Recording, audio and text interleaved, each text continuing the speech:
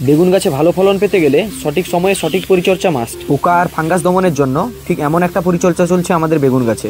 এখন time for action. আজকে আমরা পোকা ও ফাঙ্গাস একসাথে দমনের জন্য একটা টপ ক্লাস ফাঙ্গিসাইড ও ইনসেকটিসাইড ব্যবহার করছি। ইনসেকটিসাইডে আমরা ব্যবহার করছি আদামা কোম্পানির প্লেথোরা। এটি একটি ব্রড স্পেকট্রাম ইনসেকটিসাইড, যা মূলত ল্যাপিডোপেট্রান গোত্রের ক্ষতিকারক পোকা দমনের জন্য ব্যবহৃত হয়। এতে সমস্ত প্রকার fruit borer, pod borer, rice leaf folder, leaf eating caterpillar এই সমস্ত পোকা দমনের জন্য খুব ভালো কাজ করে। এই ইনসেকটিসাইডটি সমস্ত প্রকার ক্যাটারপিলার এবং বোরার পোকা দমনের জন্য অত্যন্ত কার্যকারী। ফাঙ্গিসাইডে আমরা ব্যবহার করছি ক্রিস্টাল কোম্পানির সিওর। ফাঙ্গিসাইডটি দুটি সক্রিয় উপাদান কার্বনডিজেম এবং ম্যানকোজেপের মিশ্রণে তৈরি একটি কম্বিনেশন ফাঙ্গিসাইড। এটি ডুয়েল ভাবে কাজ করে। কার্বনডিজেম কাজ করে সিস্টেমিক ভাবে আর ম্যানকোজেপ কাজ করে কন্ট্যাক্ট ভাবে।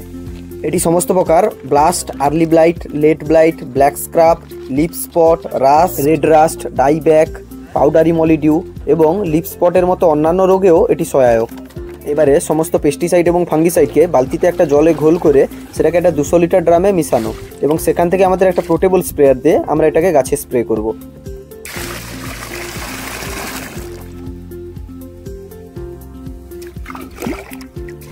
এবারে স্প্রে করার পালা। পুরো গাছকে কভার করতে হবে, পাতার উপরের দিক তো বটেই, স্পেশালি পাতার নিচের দিকেও যেখানে পোকারা লুকিয়ে থাকে সেখানেও যেন স্প্রে পৌঁছায়।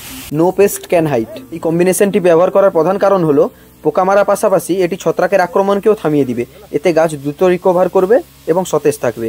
এটাই গাছের কমপ্লিট হেলথ প্ল্যান।